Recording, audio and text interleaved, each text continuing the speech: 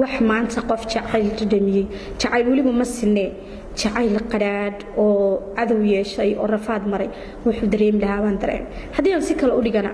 waxaan isweydiin jiray su'aasha ah maxay ka rabaan muxuu yahay raysanka inaa waxa isku dayaa inaan bal wax ka dhaadhiciyo waayo halkii haddii la yiraahdo halkii gabadh loo mari jiray halkii ugu mudnayd in la soo maraa diyaar bay ahayd inaan wax kasta oo qurux badan la ii qabto qoysnimo aan ku yaglaan diyaar bay ahayd bal raysankaad suuq haya diidaysaan oo aan ka ahayn afarta qof ee cadowga meelaha taagan inaad ii sheegaan baa isku day dee waxa la yiri dadka meel baa u cadeeydo in meel u cadeeyay meel kamid meel oran jir meel baa u cadeeydo waxa uu cadeed wixii dee hal dhig wax ka maqlaan waalidku wada aragto bulshada inta badan kuma dhex jiraan markii wax soo gaarana handaraabka xidhaan soo marka waalidka ilaahay markastaba ha barakeeyo horta dhaliil ma mudna markastana wuxuu jecel yahay ubadkiisu wax qaldan dii loo sheego intuu siyo wax qalado maalinkaas meesha ku jireen ma jireen hase yeeshee caday waxaan dareemi jiray rafaad fara badan waxa dhici jirtay inaan cuntadii ka go'ay inaan aniga maxay heedo emotional noqonayo marmarka qaar oo iska qiroonayo saa u joogo oo intu sidoo kale inaan ooyay inaan caadi yahay ma kala jeceli marxaladda deganaanshaha marxaladda inaan faraxsanahay farxad horta warkeeda badaama marxaladda deganaanshaha jawi caadiyeena oo normal ku jiro iyo marxaladda inaan jawi kale ku jiro siyan bay ahayd dadka waxa laga yaabaa qosl iyo faraxsan dareen farxadeed ku jira inaan anigu maqanahay inaan maxay heedo xaaladii hayst ka fikirayo soo marka marxaladda aan ku jiray waxaan ku qiyaasi karaa qof meel madow la dhex fariisiyo kale because waxa iftiiniya hadii jacaylkayga iyo qofkan jeclaa kadib waxa dhacay wax la isku dayay in la sii wax dhacday yaana soo sheeka dhaafine gabdhihii aan asxaabta ahayn qaar kamida sidii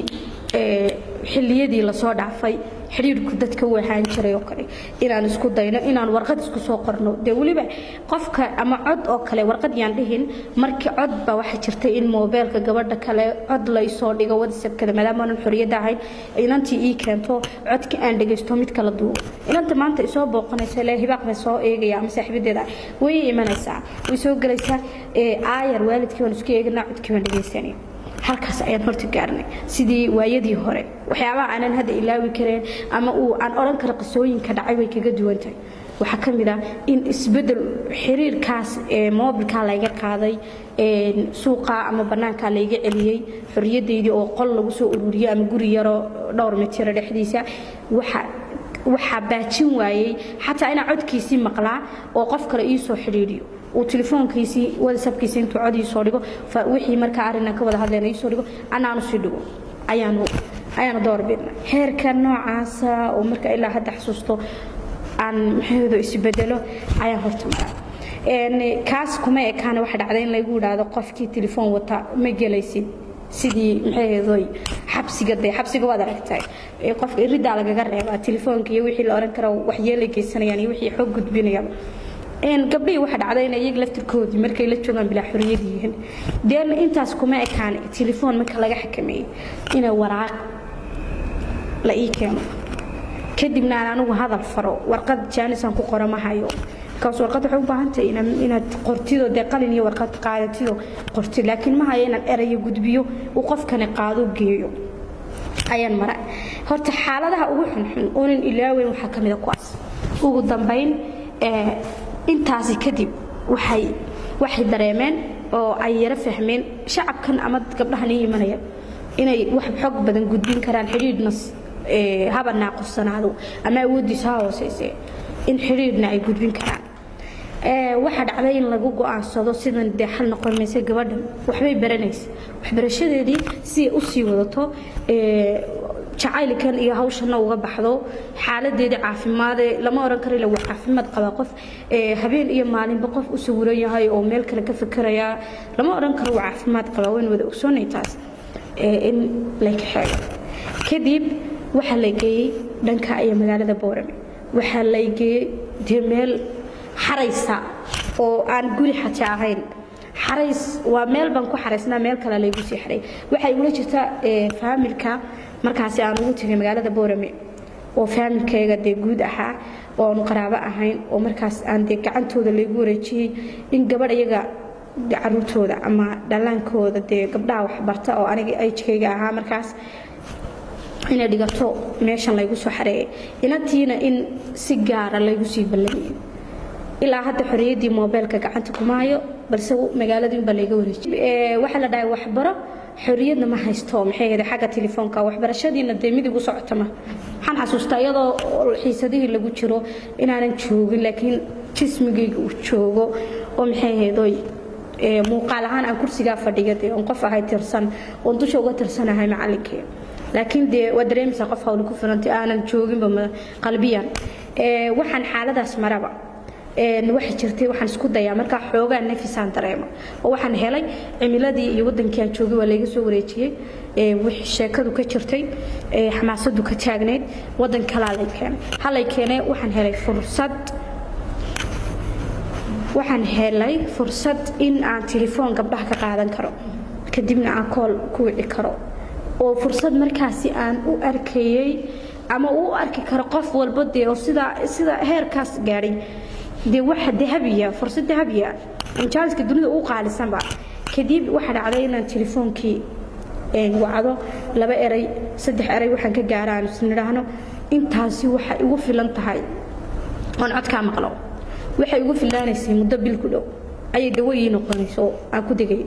alxamdulillah rabbil alamin intaasi markaan xoogaa nafis markaan helay oo aan nafis inta warka waxa dhacday gabadhii ilaa waa gabadh weyn oo aniga ilaago wax walba kala garanaysa markaana la igu ballamiyay inay ogaato inaan ardaydii marba qof ka qaato fursad yar halka ka helay wax dhacday marka gabadhii waxa dhacday in gabadhii maxay heeday ay ogaatay arrinkii gabadhii waxa isku dayday marka inay dacwooto oo dadkii u sheegto tiraado de gabadhii arrimay wadaa inay maxay heeday waxay wadaa arina inay telefoonkii jaanis ku raadiso oo wacato jaanis yar bay heshaa jaaniskii aan helay wuxuu noqday mid fashilmay oo dadka ogaadeen haba ogaadaan waxa dhacday maxay heeday in halkaan cadaadis kale iga soo kordho lay daba dhigo yadii halkaan markaan kaco oo nidhaado suulibaan galaya xataa ay daba kacdo ma garataa halkaan wada jirsanaynaa waa meeshaan ku wada jirnay halkaan wax ku dhiganaynaa waa isku mid hase yeeshee rafaad dheer iyo muddo waxaan halkaa ku jiraba waxa dhacday ugu dambeyn in aan xanuun aan markaa yahaynin laakiin xanuun yahayaa oo waaba de kan wax jecel qofkan rafaadsan kadeedan baan ahaa oo adduunba meel marayo balse xanuun waxaan dareemay maxay heedoy xanuun aanan anu markaa dareemin ayaan isku rido sabab ah in markaa hooyadii markaa ay beer jileecdo oo maamadii tiraado gabadhaydii meel fogiga ma jirayso way hooyadu ilaahay haday meel joogaan hooyooyinku way ka duwan yihiin oo darajada dumar isku mid hooyo aab isku mid waxa dhacday maxay heedoy inaan xanuun isku riday marka muddo 6 bilood ayaa ka soo wareegtay bishii horaantii waxay 2016 bishii koobaad bishii lixaad baana lagu jiraa 6 bilood way intii la rafaadinayay barashadii iyo intaan iyo markan baagayga dambe la soconay bishii lixaad weeyaan marka ayaa dib lay soo celiyay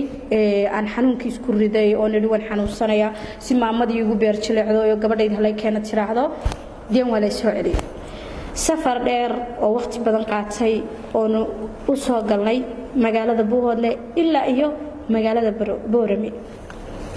safarkii ugu dambeyn waa nabad imi maamadii sidii aan sheegayay dee waa adkaysan weyday way ku farxday inay aragtay inay dee dhakhtar baa la geeyay dhakhtarku wuxuu ruuxo ma qabto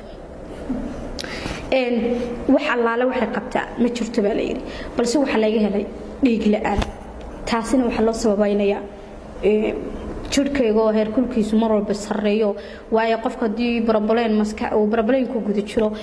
qandhadu kama degayso waa qof Soomaaliya tira qof bukaama bilamay dhaxan bukaan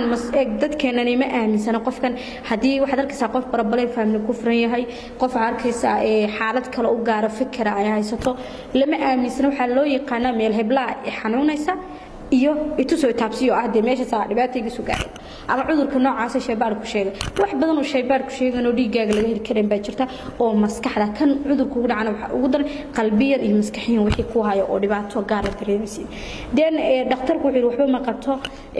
laakiin waxa laga helay inaan dhiig la'aan aan dhiig la aaday waxa la yiri waxa la soo qoray waxyaabaha dhiigga